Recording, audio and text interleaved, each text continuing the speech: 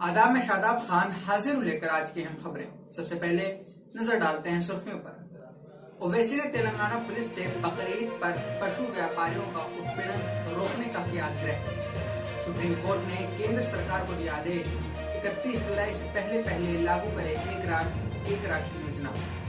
गाजियाबाद मामले में बुजुर्ग पीड़ित का समर्थन करने वाले सपा नेता पर यूपी पुलिस ने ठोका राष्ट्रीय सुरक्षा कानून। पीयू की धार्मिक रिसर्च में आया सामने, भारतीय धार्मिक स्वतंत्रता और सहिष्णुता को देते हैं अहमियत। अब आते हैं अंतर्राष्ट्रीय खबरों की तरफ। इजराइल ने यूएई में खोला दूतावास, अमेरिका ने की इस कदम की तारीफ। फिलिस्तीनी बच्चों ने दुनिया से मांगा आजाद जिंदगी जीने का अधिकार। आगे बढ़ने से पहले आइए लेते हैं कमर्शियल ब्रेक। लिमरा कंपनी का हुस्न यूसुफ फेस पैक व क्रीम कुदरती जड़ी बूटियों से तैयार किया गया। हुस्न यूसुफ फेस पैक व क्रीम आपके चेहरे को कील मुहासों, चेहरे की झुर्रियों, आँखों के नीचे काले निशान को दूर करता है, चेहरे को खूबसूरत, मुलायम और निखारता है। हुस्न यूसुफ फेस पैक व क्रीम वादी में हर जगह दस्तयाब है। ब्रेक के बाद अब खबरें तफसील से। ऑल इंडिया मजलिस इत्तेहादुल मुस्लिमीन यानी AIMIM अध्यक्ष असदुद्दीन ओवैसी ने तेलंगाना पुलिस चीफ से आग्रह किया है कि ईद उल अजहा पर पशु व्यापारियों के उत्पीड़न को रोका जाए। हर साल ईद उल अजहा पर पशु व्यापारियों और वाहकों को गौरक्षक, पुलिस कर्मियों और अन्य अधिकारियों द्वारा उत्पीड़न का सामना करना पड़ता है। ओवैसी ने कहा कि हैदराबाद, साइबराबाद, रचकोंडा समेत कई जगहों पर असामाजिक तत्व माहौल खराब करने की कोशिश करेंगे। गौरक्षक ईद पर बैलों और भैंसों का व्यापार करने वालों को निशाना बनाते हैं। ओवैसी ने police director general M Mahendra Reddy को खत लिखकर उनसे इस मामले में हस्तक्षेप करने की गुजारिश की है। एक राष्ट्र एक राशन की नीति पर फैसला सुनाते हुए सुप्रीम कोर्ट ने आदेश दिया है कि सभी राज्यों को 31 जुलाई से पहले ये नीति लागू करनी होगी। न्यायमूर्ति अशोक भूषण की अध्यक्षता वाली बेंच ने प्रवासी मजदूरों को ध्यान में रखकर यह फैसला सुनाया है। शीर्ष अदालत ने सभी राज्य सरकारों को 31 जुलाई तक एक राष्ट्र एक राशन कार्ड योजना लागू करने का निर्देश दिया है। योजना प्रवासी श्रमिकों को देश के किसी भी हिस्से से राशन का लाभ उठाने की अनुमति देती है। सुनवाई के दौरान शीर्ष अदालत ने कहा कि उसकी मुख्य चिंता यह है कि प्रवासी श्रमिकों के लिए जो लाभ हैं वो उन तक पहुंचे। कुछ दिनों पहले गाजियाबाद पुलिस ने एक बुजुर्ग मुस्लिम व्यक्ति पर हमले की घटना को उजागर करने वाले सपा कार्यकर्ता उम्मेद पहलवान इदरीसी को जेल में बंद कर दिया था। अब यूपी पुलिस उम्मेद के खिलाफ राष्ट्रीय सुरक्षा कानून यानी NSA लगाने की योजना बना रही है।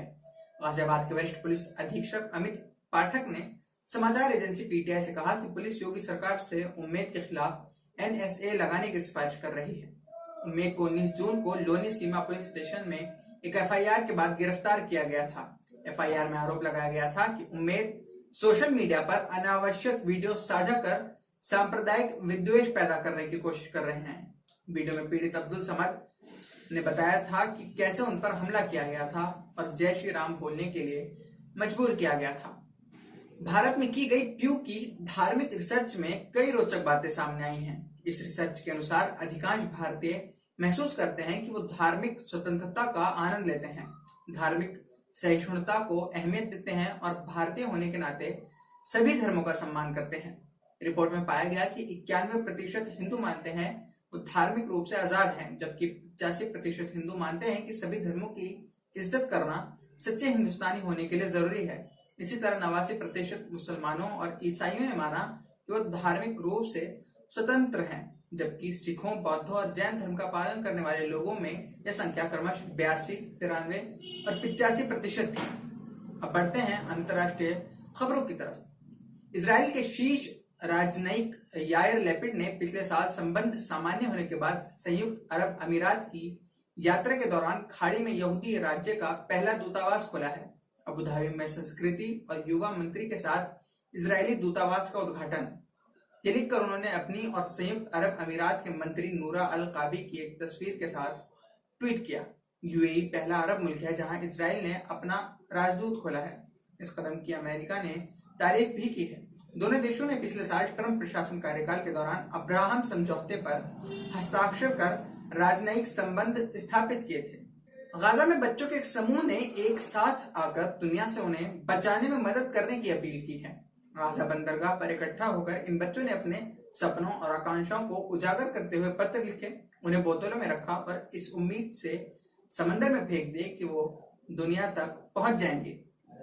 उन्होंने गाजा पर लगाई गई लगभग 15 साल पुरानी घेराबंदी को हटाने और कब्जे के खतरों से दूर एक सभ्य जीवन स्तर का अधिकार प्राप्त करने की भी अपील की है। उन्होंने कहा कि इजराइल को बच्चों को निशाना बनाना बंद करना चाहिए और गाजा के अंदर और बाहर क्रॉसिंग को खुला रखना चाहिए ताकि वो सबसे बुनियादी अधिकारों तक पहुंच सके। जाने से पहले आपसे साझा करते हैं एक पॉजिटिव न्यूज। हिंदुस्तान की जानी मानी सार्वजनिक स्वास्थ्य संस्था संगत ने ट्रांसजेंडर लोगों को मेडिकल एजुकेशन देने के लिए एक नई परियोजना शुरू की है। इस परियोजना का नाम ट्रांस केयर मेड एड रखा गया है और इसकी आर्थिक मदद यूनिवर्सिटी ऑफ शिकागो कर रही है। इस परियोजना की अगुवाई डॉक्टर अक्सा शेख कर रही हैं, जो कोविड-19 वैक्सीनेशन सेंटर की अध्यक्षता करने वाली पहली ट्रांसजेंडर डॉक्टर हैं। खबरें खत्म हुई। अगर आप ये वीडियो YouTube पर देख रहे हैं तो हमारे चैनल को सब्सक्राइब कीजिए और अगर Facebook पर देख रहे हैं तो हमारे पेज को लाइक करना ना भूलें।